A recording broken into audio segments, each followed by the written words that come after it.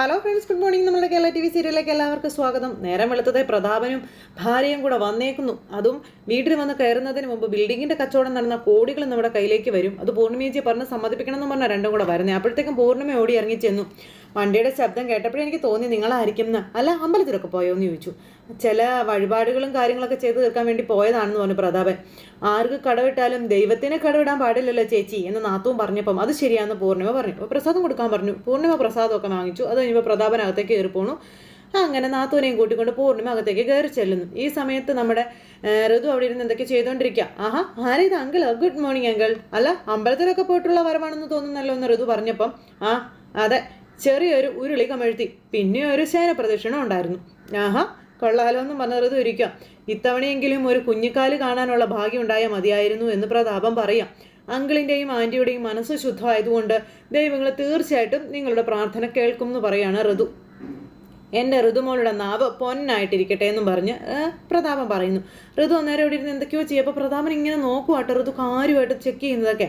അല്ല, എന്താ മോളത്ര കാര്യമായിട്ട് നോക്കണതെന്ന് ചോദിച്ചപ്പം അതോ ടെക്സ്റ്റൈൽസിലെ പർച്ചേസ് ഡീറ്റെയിൽസും സാലറി സ്റ്റേറ്റ്മെൻറ്റും ഒക്കെ ഒന്ന് ചെക്ക് ചെയ്യായിരുന്നു എന്ന് പറഞ്ഞു. അയ്യോ, അതൊന്നും ചെക്ക് ചെയ്യേണ്ട കാര്യമില്ലെന്ന് ഇയാൾ പറയാം. എല്ലാം തെക്കാറ കറക്റ്റാണെന്ന് പറഞ്ഞുകൊണ്ട് പ്രതാപം പറഞ്ഞപ്പം എങ്കിലും ഒന്ന് ചെക്ക് ചെയ്ത് നോക്കുന്നത് നല്ലതല്ലേ അങ്കിളെന്ന് ചോദിച്ചു ഋതു. അപ്പോൾ എന്തിനാണെന്ന് ചോദിച്ചു. വെറുതെ ടൈം വേസ്റ്റ് ചെയ്യാനായിട്ട്. ദേ മോള് വല്ല സിനിമ എടുത്തു വെച്ച് കാണാൻ പറഞ്ഞു. അതെ, ഞാൻ സിനിമയും കണ്ടുകൊണ്ടിരുന്നാലേ പൂർണിമ ടെക്സ്റ്റൈൽസിൻ്റെ ഗ്രാഫ് താഴോട്ട് പോകുമെന്നും പറഞ്ഞ് ഋതു ഇങ്ങനെ പറയാം. എന്തോ എനിക്കത് കുറച്ച് സങ്കടമുള്ള കാര്യമാണെന്ന് ഋതു അന്നേരം പറഞ്ഞു. എൻ്റെ പൊന്ന് ഋതുമോളെ, ദേ ഈ പ്രതാപനങ്ങൾ കൂടെ ഉള്ളിടത്തോളം കാലം എല്ലാം അങ്ങ് മേലോട്ട് തന്നെ ആയിരിക്കും പോകുന്നതെന്നൊക്കെ പറഞ്ഞുകൊണ്ട് ഇങ്ങനെ പറഞ്ഞു. ഋതു ഇരുന്ന് ചിരിക്കാനും തുടങ്ങി. ഇവനാണെങ്കിൽ ടെൻഷനാകാൻ തുടങ്ങി. വന്ന കാര്യമേ ഞാൻ പറയാൻ അങ്ങ് മറന്നുപോയി മോളെ. നമ്മുടെ ഷോപ്പിംഗ് കോംപ്ലക്സ് വാങ്ങാനായിട്ടേ നല്ലൊരു പാർട്ടി വന്നിട്ടുണ്ടെന്നുള്ള കാര്യം പറയാം. മോശമല്ലാത്തൊരു എമൗണ്ടാണ് അവർ പറയുന്നത്. അതിൻ്റെ വർക്ക് കംപ്ലീറ്റ് ആയില്ലല്ലോ. അതൊക്കെ വാങ്ങുന്ന പാർട്ടി കംപ്ലീറ്റ് ചെയ്തോളൂ എന്നുള്ള കാര്യങ്ങൾ പ്രതാപൻ ഋതുവിനോട് പറയുന്നു. അപ്പോൾ ഋതു ഇതൊക്കെ കേട്ടിട്ട് ഇങ്ങനെ എന്തൊക്കെയോ ആലോചിച്ചുകൊണ്ട് അങ്ങനെ ഇരിക്കുക കേട്ടോ. വെറുതെ അതിനകത്ത് കൊണ്ടുപോയി കാശ് കളയുന്നതിനേക്കാളും നല്ലത് അതങ്ങ് ഒഴിവാക്കി വിടുന്നത് തന്നെയല്ലേ എന്ന് പ്രതാപൻ ഋതുവിനോട് ചോദിച്ചു. അല്ലെങ്കിൽ അതൊരു രാശിയില്ലാത്ത ബിൽഡിങ്ങാ മോളെ. കണ്ടില്ലേ, ബിൽഡിങ് മേലോട്ട് ഉയർന്നപ്പോൾ അളിയനും അങ്ങോട്ട് മേലോട്ട് പോയില്ലേ എന്ന് പറഞ്ഞു. അപ്പോൾ ആ ഒരു രീതി പറയുമ്പോൾ ഋതു ഇത് സമ്മതിക്കും എന്നാണ് ഇയാളുടെ ധാരണ. എന്നിട്ട് ഇയാൾ ഇങ്ങനെ ഋതുവിനെ ഓട്ടക്കണ്ണിട്ട് നോക്കുക, ഋതു എന്താ പറയണത് എന്നറിയാനായിട്ട്. അപ്പോൾ ചെയ്തുകൊണ്ടിരുന്ന സാധനം അവിടെ വെച്ചിട്ട് ഞാനൊന്ന് ആലോചിക്കട്ടെ എന്ന് പറഞ്ഞു. അങ്ങനെ അത് പറഞ്ഞപ്പോൾ അയ്യോ ആലോചിക്കാനൊന്നുമില്ല മോളെ, ഇതാണ് കറക്റ്റായ കാര്യം എന്ന് പറഞ്ഞപ്പോഴത്തേക്കും ഋതു അകത്തേക്ക് കയറി പോവുക. അപ്പോൾ അങ്ങനെ ഋതു അകത്തേക്ക് കയറി പോയി കഴിഞ്ഞപ്പോൾ ഭാര്യ വരുക. എന്താ അവൾ പറഞ്ഞതെന്ന് ചോദിച്ചു. മിക്കവാറും നടക്കുമെന്ന് പ്രതാപം പറഞ്ഞപ്പോൾ കച്ചവടം നടന്നാലേ എൻ്റെ ഡയമണ്ട് നെക്ലേസിൻ്റെ ഒരു മറക്കണ്ടാട്ടോ എന്ന് പറഞ്ഞുകൊണ്ട് ഭാര്യ പറഞ്ഞപ്പോൾ കച്ചവടം നടക്കട്ടെ, നെക്ലേസ് മാത്രമല്ല നീ പ്രതീക്ഷിക്കാത്ത പലതും ഞാൻ നിനക്ക് വാങ്ങിച്ച് തരുമെന്നും പറഞ്ഞുകൊണ്ട് നിൽക്കുന്നു. നമ്മളൊരു പൊളിക്കത്തില്ല എൻ്റെ മോളെ എന്ന് പറഞ്ഞ് നിൽക്കുന്നു. പൂർണ്ണിമ അങ്ങോട്ടേക്ക് വന്നു. എന്താ രണ്ടുപേരും കൂടെ ഒരു സ്വകാര്യം പറച്ചിലെന്നും ചോദിച്ചു. അത് പിന്നെ നമ്മുടെ കൺസ്ട്രക്ഷൻ നടക്കുന്ന ബിൽഡിങ്ങിൽ ചേച്ചി അത് വാങ്ങാനൊരു പാർട്ടി വന്നിട്ടുണ്ടെന്നുള്ള കാര്യം പറയായിരുന്നു എന്ന് പറഞ്ഞപ്പോഴത്തേക്കും പൂർണ്ണിമ ഇങ്ങനെ നോക്കുക. തരക്കേടില്ലാത്തൊരു എമൗണ്ടാണ് അവർ പറയുന്നത്. ഞാൻ ഋതുമോളോട് ഇപ്പോൾ ഈ ഒരു കാര്യം സൂചിപ്പിച്ചിരുന്നു. മോളുടെ മനസ്സിലും അത് ഒഴിവാക്കണം എന്ന് ആഗ്രഹമുണ്ടെന്ന് തോന്നുന്നു എന്ന് പറഞ്ഞപ്പം അത് വേണ്ട പ്രതാപ, മാധവേട്ടൻ്റെ ഏറ്റവും വലിയ സ്വപ്നമായിരുന്നു ആ ഷോപ്പിംഗ് മോള്. അത് തൽക്കാലം വിൽക്കണ്ട എന്ന് പൂർണ്ണിമ പറഞ്ഞപ്പോഴത്തേക്കും രണ്ടുപേരും കൂടെ ഒക്കെ പറഞ്ഞുകൊണ്ട് ഇങ്ങനെ നിൽക്കുക കേട്ടോ.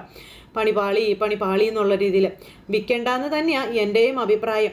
പക്ഷെ ആ ബിൽഡിങ് നമുക്ക് രാശിയില്ലെന്ന ചില ജ്യോത്സ്യന്മാരൊക്കെ പറയുന്നതെന്നുള്ള കാര്യങ്ങൾ ഇയാൾ പറയണം.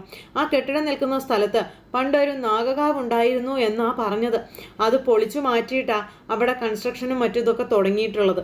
അപ്പോൾ അതിൻ്റെ ദോഷവും വസ്തു വാങ്ങിയ ആളിനും കുടുംബത്തിനും ബാധിക്കുമെന്നാണ് പറഞ്ഞതെന്നുള്ള കാര്യമൊക്കെ പറയുന്നു. അളിയൻ്റെ മരണം പോലും സംഭവിച്ചത് അതിൻ്റെ ദോഷം കൊണ്ടാണെന്നാണ് പറഞ്ഞതെന്നൊക്കെ പറയുമ്പോഴേക്കും നമ്മുടെ പൂർണ്ണിമ ഒന്ന് ഞെട്ടി. വേണ്ട പൂർണ്ണിമേച്ചി, ഇപ്പം മാധവേട്ടനെ പോയിട്ടുള്ളൂ. ഇനിയിപ്പോൾ ഈ കുടുംബത്തിലുള്ള ആർക്കെങ്കിലും എന്തെങ്കിലും പറ്റിയാൽ നമ്മളെ കൊണ്ടത് താങ്ങാൻ പറ്റുമോ എന്ന് ചേച്ചി കയറി അങ്ങ് പത്മജ പറയുകയാണേ. അപ്പോഴത്തേക്ക് അച്ചു അങ്ങ് ഇറങ്ങി വന്നു. അച്ചു ഇറങ്ങി വന്നപ്പോൾ ഇവരുടെ സംസാരം കേൾക്കുമല്ലേ. അപ്പോൾ അച്ചു എന്താണെന്ന് പൂർണ്ണമായിട്ടും കേട്ടില്ല. ഈ സമയത്ത് അച്ചു താഴേക്ക് ഇറങ്ങി വന്നു. എന്താ അമ്മേ കാര്യം എന്ന് ചോദിച്ച്. എന്താ അമ്മ വിഷമിച്ച് നിൽക്കണേ, എന്താ വാടിയിരിക്കണേ, എന്താ കാര്യം ചോദിച്ചപ്പം ഒന്നുമില്ല അച്ചു എന്ന് പറഞ്ഞു. പിന്നെന്താ അമ്മയുടെ കണ്ണൊക്കെ നിറഞ്ഞിരിക്കുന്നതെന്ന് ചോദിച്ചപ്പം അത് പിന്നെ വേറൊന്നുമല്ല മോളെ, നമ്മുടെ കൺസ്ട്രക്ഷൻ നടക്കുന്ന ഷോപ്പിംഗ് മോളില്ലേ, അതൊരു ശാപം പിടിച്ച ബിൽഡിംഗ് ആണെന്നുള്ള കാര്യം പറയായിരുന്നു. ആ ബിൽഡിങ്ങിൻ്റെ ദോഷം കൊണ്ടാണ് മാധവൻ അളിയൻ മരണപ്പെട്ടതെന്നുള്ള കാര്യം അച്ചുവിനോടും പറയാം. അങ്ങനെ ദോഷം പിടിച്ചൊരു ബിൽഡിങ് നമുക്ക് വേണോ മോളെ എന്ന് ചോദിച്ചു. അതങ്ങ് ഒഴിവാക്കുന്നതല്ലേ നല്ലത് എന്നും പറഞ്ഞു. അപ്പോൾ അച്ചു ഒന്നും മിണ്ടാതിരിക്കുമ്പോൾ ഋതു ദേ ഡ്രസ്സൊക്കെ മാറി വരുന്നു. ഋതു അങ്ങനെ ഡ്രസ്സൊക്കെ മാറി ഭയങ്കര പവർഫുള്ളായിട്ട് വരുന്നത് കണ്ടപ്പോൾ ഇവരെല്ലാവരും ഒന്ന് ഞെട്ടി. അപ്പം തൽക്കാലം ദോഷം മാറാൻ എന്തെങ്കിലും പരിഹാരം ഉണ്ടെന്ന് നോക്കാമെന്ന് ഋതു പറഞ്ഞപ്പോൾ മോളെ വെറുതെ റിസ്ക് എടുക്കണമെന്ന് ചോദിച്ചു. അപ്പം ഞങ്ങളുടെ അച്ഛൻ ബിസിനസ്സിൽ ഒരുപാട് ഉയരങ്ങൾ കീഴടക്കിയതും ഒരുപാട് റിസ്ക് എടുത്തിട്ടാണെന്ന് ഋതു പ്രതാപനോട് പറയുവാണേ. അപ്പോഴത്തേക്ക് നമ്മുടെ പൂർണ്ണിമയ്ക്ക് സമാധാനമായി. എനിക്കും ആ വഴിക്ക് തന്നെ സഞ്ചരിക്കാനാണ് ഇഷ്ടമെന്ന് ഋതു അന്നേരം പറഞ്ഞു. അച്ചുവിനും അത് കേട്ടപ്പോൾ സന്തോഷമായി. അങ്ങനെ കമ്പനിയിലേക്ക് പോകാനായിട്ട് റെഡിയാകുക. അങ്കിള് ലീഗൽ അഡ്വൈസറെ വിളിച്ചൊരു ബോർഡ് മീറ്റിംഗ് ഒക്കെ അറേഞ്ച് ചെയ്യാൻ പറഞ്ഞു. ഞാൻ ഓഫീസിലേക്ക് പോവുകയാണെന്നും ഋതു പറഞ്ഞു. പ്രതാപൻ നടുങ്ങി. പ്രതാപൻ്റെ കാര്യം കട്ടാപ്പോകയായെന്ന് പ്രതാപനും ഭാര്യയ്ക്കും മനസ്സിലായി. പത്മജയും ഞെട്ടി നിൽക്കുക. ഇപ്പം പെട്ടെന്നൊരു മീറ്റിങ്ങിൻ്റെ ആവശ്യമുണ്ടോ എന്ന് പ്രതാപൻ ചോദിച്ചപ്പം ഉണ്ട്. കമ്പനിയുടെ മുന്നോട്ടുള്ള പോക്ക് തീരുമാനിക്കാനും അതുപോലെ ചില കണക്കുകളിൽ വ്യക്തത വരുത്തുവാനും ഇന്നത്തെ മീറ്റിംഗ് വളരെ ഇമ്പോർട്ടൻ്റ് ആണെന്നുള്ള കാര്യങ്ങൾ നമ്മുടെ ഋതു ഇങ്ങനെ പറയണു. അപ്പോഴേക്കും പൂർണ്ണിമയും അച്ചു ഹാപ്പിയായി. പക്ഷെ ഇവരുടെ ചങ്ക് കിടന്ന് പടപടാന്ന് ഇടിക്കാൻ തുടങ്ങി. അങ്ങനെ ഇവർ പോകാനായിട്ട് നോക്കി നിൽക്കുക. അച്ഛനോട് യാത്ര പറഞ്ഞു. അപ്പോൾ ഇവൾ ഇന്ന് കമ്പനിയിലെത്തിയാൽ എല്ലാം പൊളിയും എന്ന് മനസ്സിലാക്കിക്കൊണ്ട് പ്രതാപൻ അവിടെ എങ്ങനെ നിൽക്കുക. ഈ സമയത്ത് അമ്മയുടെ അനുഗ്രഹവും മേടിച്ച് ഋതു അവിടെ നിന്ന് പോകാനായിട്ട് തുടങ്ങുമ്പോഴേക്കും പ്രതാപന് ടെൻഷനായി. പ്രതാപൻ ഭയങ്കരമായിട്ട് ടെൻഷൻ അടിക്കുക. അപ്പോൾ നമ്മുടെ ഋതു ഇറങ്ങാൻ തുടങ്ങി. നമ്മുടെ സേതുവിൻ്റെ കാർ അവിടെ കിടക്കുക. സേതുവിൻ്റെ കാർ അവിടെ കിടക്കുമ്പം ബേബി ചേച്ചി എന്നും പറഞ്ഞു വിളിച്ചു. അപ്പോൾ ബേബി ചേച്ചി അങ്ങോട്ടേക്ക് വന്നു. എന്താ കുഞ്ഞേ എന്നും ചോദിച്ചു. ആ സേതു മാധവനോട് പറ ഈ രഥം എടുത്തൊന്ന് മാറ്റാനായിട്ടെന്ന് പറഞ്ഞപ്പോൾ ശരി ഞാൻ പറയാം ഇപ്പോൾ പറയാം മോളെ എന്ന് പറഞ്ഞുകൊണ്ട് ബേബി ചേച്ചി കയറിപ്പോയി. ഈ സമയത്ത് കുറേ നാളുകൾക്ക് ശേഷം ഓഫീസിൽ പോകുന്നതല്ലേ, ദേഷ്യപ്പെടാതെ സന്തോഷമായിട്ട് എൻ്റെ മോള് പോയിട്ട് വരാൻ പറഞ്ഞു. അപ്പോൾ ഓരോന്ന് കാണിച്ചു വെച്ചാൽ പിന്നെ എങ്ങനെ ദേഷ്യപ്പെടാതിരിക്കും അമ്മേ എന്ന് ചോദിച്ചുകൊണ്ട് ഋതു. നീ ഒന്ന് കൂളാകെ വലിയേട്ട വന്നിപ്പോൾ കാർ മാറ്റി തരുമെന്ന് അച്ചു പറഞ്ഞപ്പോൾ ഓൾറെഡി വലിയേട്ടെന്ന് പറഞ്ഞുകൊണ്ട് ഋതു അങ്ങനെ ദേഷ്യപ്പെട്ട് നിൽക്കുക കേട്ടോ. അങ്ങനെ പ്രതാപൻ്റെ സകല ഇടപാട് ഋതു പൊളിച്ച് കൈ കൊടുത്തു. ഈ സമയത്ത് ബേബി ചേച്ചി വന്ന് ഇങ്ങനെ സേതു കുഞ്ഞേ എന്ന് പറഞ്ഞ് വാതിൽ മുട്ടി വാതിൽ തുറന്നപ്പോഴത്തേക്കും ഞാൻ വണ്ടി എടുത്ത് മാറ്റി കൊടുക്കാനായിട്ട് പറഞ്ഞു. പിന്നെ നമ്മുടെ സേതു താക്കോല് തപ്പാൻ തുടങ്ങിയപ്പോൾ താക്കോൽ കാണാനില്ല. താക്കോല് കിട്ടിയതുമില്ല. ഇവരിവിടെ വെയിറ്റ് ചെയ്ത് മടുത്തു. ശോശമെന്ന് പറഞ്ഞു അതിലെല്ലാം നമ്മുടെ സേതു ഇങ്ങനെ തപ്പുക. പക്ഷെ താക്കോല് കിട്ടണില്ല കേട്ടോ. ആ സമയത്ത് ഹരിയെ വിളിച്ചിട്ട് ഹരിയോട് താക്കോലിൻ്റെ കാര്യം ചോദിക്കാനായിട്ട്. ഹരി എവിടെ അറിയാൻ, എഴുന്നേക്കുന്നൊന്നുമില്ല. ഈ സമയത്ത് മോളെ ഇതിപ്പോൾ രാഹുകാലമാണ്, അതുകൊണ്ട് എൻ്റെ മോള് പോയാൽ ശരിയാവില്ല. ഇന്നത്തെ ഈ ഓഫീസിൽ പോയി ഒഴിവാക്കാൻ പറഞ്ഞു പത്മജ. ഞാൻ എവിടെയെങ്കിലും പോകണമെന്ന് തീരുമാനിച്ചാൽ പോയിരിക്കും. അവിടെ രാഹുവും കേതുവൊന്നും ഞാൻ നോക്കാറില്ലെന്ന് ഋതു പറഞ്ഞപ്പോൾ എന്നും പറഞ്ഞിട്ട് നിൽക്കുക പത്മജ. അപ്പോൾ പറയുന്നത് കേക്ക് ഋതു എന്ന് അച്ചു പറഞ്ഞപ്പോൾ നീ ഒന്ന് ചുമ്മാതിരിക്കുക അച്ചു എന്ന് പറഞ്ഞ അച്ചുവിനോട് ചൂടായി ഋതു. അങ്ങനെ നമ്മുടെ സേതു എഴുന്നേറ്റ് വന്നു. നോക്കുമ്പോൾ ഇവർ ഓഫീസിൽ പോകാനായിട്ട് റെഡിയായിട്ട് നിൽക്കുക. അപ്പോൾ വരുന്നുണ്ട് നിൻ്റെ വലിയേട്ടൻ എന്നും പറഞ്ഞുകൊണ്ട് ഋതു ഇങ്ങനെ അച്ചുവിനോട് പറഞ്ഞപ്പോൾ എൻ്റെ മാത്രമല്ല നിൻ്റെയും വലിയേട്ടനാണെന്ന് അച്ചു പറഞ്ഞു. എൻ്റെ വലിയേട്ടൻ ഋതു ഇനി അതിൻ്റെ പേരിൽ ഒരു വഴക്ക് വേണ്ടാന്ന് പറഞ്ഞു. അപ്പോഴത്തേക്കും സേതു ഇവരുടെ അടുത്തേക്ക് വന്നു. എന്താ പ്രശ്നമെന്ന് ചോദിച്ചു. നിങ്ങളുടെ ഈ പൊട്ട കാർ അത് തന്നെയാണ് പ്രശ്നം. അപ്പോൾ എൻ്റെ കാർ എന്താ നിന്നെ കടിക്കാൻ വന്നോ എന്ന് ചോദിച്ചപ്പം അച്ചു ഇയാളോട് മിണ്ടാതിരിക്കാൻ പറയാൻ പറഞ്ഞ് ദേഷ്യപ്പെടുക ഋതു. ഈ സമയത്ത് അച്ചു ഇങ്ങനെ വേണ്ടാന്നുള്ള രീതിയിൽ സേതുവിൻ്റെ നേരെ കാണിക്കുന്നു. പൂർണ്ണിമ ഇങ്ങനെ ഭയങ്കര ടെൻഷനായിട്ട് നിൽക്കുക. വഴക്കാണോ ഇതാണോ എന്ന് ഓർത്ത് നോക്കിക്കൊണ്ട് നിൽക്കാതെ കാർ എടുത്ത് മാറ്റം പറ അച്ചു എന്ന് പറഞ്ഞുകൊണ്ട് ഇങ്ങനെ പറഞ്ഞു. അപ്പോൾ വലിയേട്ടാ കാറൊന്നും എടുത്ത് മാറ്റോ, അവൾക്ക് ഓഫീസിൽ പോകണമെന്ന് പറഞ്ഞപ്പോൾ ഓഫീസ് അതിൻ്റെയൊക്കെ സീരിയസ്നെസ് മനസ്സിലാകുന്നവരോടല്ലേ പറഞ്ഞിട്ട് കാര്യമുള്ളൂ എന്ന് ചോദിച്ചുകൊണ്ട് പറയാം. ഇങ്ങനെയൊരു മകന് ജന്മം നൽകാനും മാത്രം എൻ്റെ അച്ഛൻ എന്ത് പാപം ചെയ്തു എന്ന് എനിക്ക് മനസ്സിലാവുന്നില്ലെന്നൊക്കെ പറഞ്ഞുകൊണ്ട് ഋതു ഇങ്ങനെ പറഞ്ഞിങ്ങനെ കാട് കയറുമ്പം വേണ്ട പ്ലീസ് വേണ്ടത് വലിയേട്ടാന്ന് പറഞ്ഞുകൊണ്ട് അച്ചു. പിന്നെ നമ്മുടെ സേതു കാറെടുത്തു മാറ്റാനായിട്ട് ഹരിയുടെ കയ്യിലേക്ക് കൊടുത്തു. എന്നിട്ട് സേതു അകത്തേക്ക് കയറിപ്പോയി. ഈ സമയത്ത് നമ്മുടെ ഋതു പോകാനായിട്ട് റെഡിയായി നിൽക്കുന്നു. അപ്പോൾ അങ്കിള് വരുന്നില്ലേ എന്ന് പ്രതാപനെ കണ്ടപ്പോൾ ചോദിച്ചു. മോള് പോയിക്കോ, ഞാൻ പത്മയെ വീട്ടിൽ കൊണ്ടുവന്നാക്കി വെച്ച് വന്നോളാവെന്ന് പറഞ്ഞു. അപ്പോൾ ശരി എന്നാൽ ഓക്കെ എന്ന് പറഞ്ഞുകൊണ്ട് ഋതു അങ്ങ് പോയി കഴിഞ്ഞപ്പോഴത്തേക്കും ഇവനും ഭാര്യയും കൂടെ കിടന്ന് ടെൻഷൻ അടിക്കാൻ തുടങ്ങി. ഭയങ്കര ടെൻഷൻ. പിന്നെ നമ്മുടെ പൂർണ്ണിമ അടുക്കളയിൽ എന്തൊക്കെയോ ചെയ്യുമ്പോൾ ബേബി അങ്ങോട്ടേക്ക് ചെന്നപ്പോൾ പൂർണ്ണിമ ഇങ്ങനെ കരക്കെ കരഞ്ഞുകൊണ്ടിരിക്കുകയല്ലേ.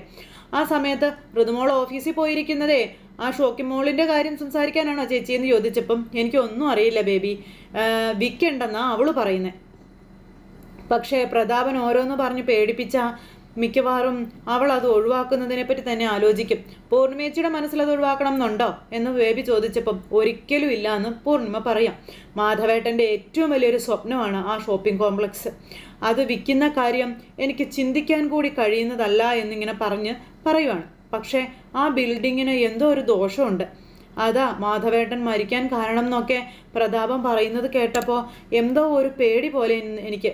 അതാ കേട്ടിട്ട് ഒഴിവാക്കാൻ വേണ്ടിയിട്ടേ പ്രതാപൻ സാറ് വേണമെങ്കിൽ വെറുതെ പറയുന്നതായിരിക്കും ചേച്ചി. ആയിരിക്കും അല്ലേ? പിന്നല്ലാതെ അങ്ങനെയൊന്നും ഉണ്ടാവില്ലെന്നേ.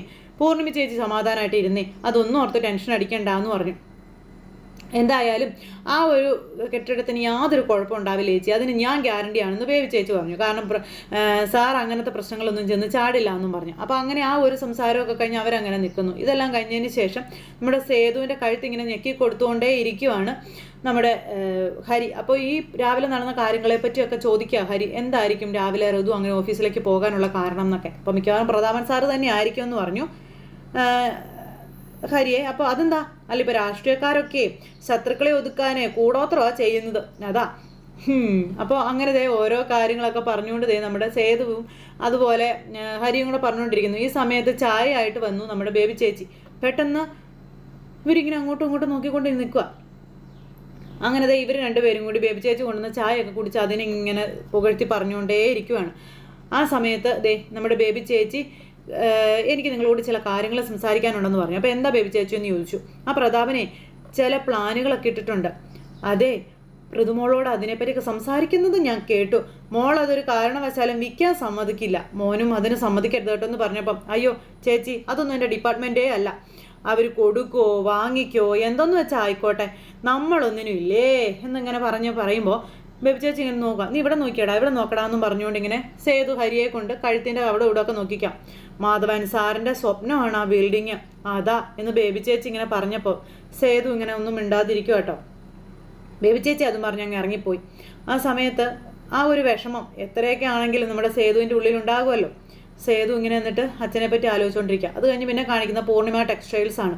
അതിൽ അച്ഛൻ്റെ സീറ്റും കാര്യങ്ങളൊക്കെ വന്ന് നിന്ന് നോക്കി കരഞ്ഞുകൊണ്ട് ഇങ്ങനെ നിൽക്കുക നമ്മുടെ ഋതു. അച്ഛൻ്റെ സീറ്റിലൊന്ന് പിടിച്ച് ആ ഒരു വേദനയോട് കൂടി നമ്മുടെ ഋതു അവിടെ നിന്ന് ഇങ്ങനെ കരയുന്നു. എന്നിട്ട് അച്ഛൻ്റെ കസേരയിലേക്ക് കയറി അങ്ങ് ഇരിക്കുവാണ്. അച്ഛൻ്റെ ഫോട്ടോയിൽ നോക്കി കുറേ കരഞ്ഞു തീർത്തു കേട്ടോ. അങ്ങനെ അച്ഛൻ പടുത്തുയർത്തിയ ആ ഒരു ബിസിനസ് തൻ്റെ ധൈര്യം കൊണ്ട് താൻ നേടിയെടുക്കും എന്നുള്ള ആ ഒരു ധൈര്യത്തിൽ, അച്ഛൻ കൂടെ ഉണ്ടെന്നുള്ള ഒരു ധൈര്യത്തിൽ അവിടെ ഇരിക്കുന്ന ഋതുവിൻ്റെ അരികിലേക്ക് സ്റ്റാഫുകൾ വന്നു. മഹേഷ്, എന്താ ഈ മീറ്റിങ്ങിൻ്റെ കാര്യങ്ങളൊക്കെ എല്ലാം റെഡിയാണോ ചോദിച്ചപ്പം എല്ലാം റെഡിയാണ് മാഡം എന്ന് പറഞ്ഞു മഹേഷ്. പ്രതാപനങ്ങൾ എത്തിയോന്ന് ചോദിച്ചപ്പം ഇപ്പോൾ വരുമെന്നും പറഞ്ഞു. കുറുപ്പമ്മാവനും ഉണ്ട്. ഒരു കാര്യം ചെയ്യാം മഹേഷ്, അക്കൗണ്ട് ഡീറ്റെയിൽസും സാലറി സ്റ്റേറ്റ്മെൻറ്റും ഒക്കെ ഒന്ന് എടുത്ത് വെക്കുക, എനിക്കൊന്ന് ചെക്ക് ചെയ്യണമെന്ന് പറഞ്ഞു. അപ്പം ശരി മാഡം എന്നും പറഞ്ഞു. അങ്ങനെ അതും പറഞ്ഞ് നമ്മുടെ ഋതു ഇങ്ങനെ ഇരിക്കുകയാണ്. കുറുപ്പമ്മാൻ ഇതൊക്കെ കണ്ടിങ്ങനെ അരികിൽ തന്നെ നിൽപ്പുണ്ടല്ലോ. ഈ സമയത്ത് ഇവിടെ ഇരുന്ന അച്ഛൻ്റെ നെയിം ബോർഡ് എന്ത് ചെയ്യുന്നു ചോദിച്ചു. അതാ രണ്ടാമത്തെ ഡ്രോയിലുണ്ട് മാഡം എന്ന് പറഞ്ഞപ്പോൾ അതെന്തിനാ അങ്ങോട്ടെടുത്ത് മാറ്റിയത് എന്ന് ചോദിച്ചു. അങ്ങനെ നമ്മുടെ ഋതു അതെടുത്ത് അവിടെ തന്നെ വെച്ചു. ഇത് ഇവിടുന്ന് മാറ്റിയേക്കരുത് എന്ന് പറഞ്ഞിട്ട് അവിടെ നിന്ന് അങ്ങ് പോയി കഴിഞ്ഞപ്പോഴത്തേക്കും കുറുപ്പമ്മാവൻ ഇങ്ങനെ ഹാപ്പി ആയിട്ട് നിൽക്കുക.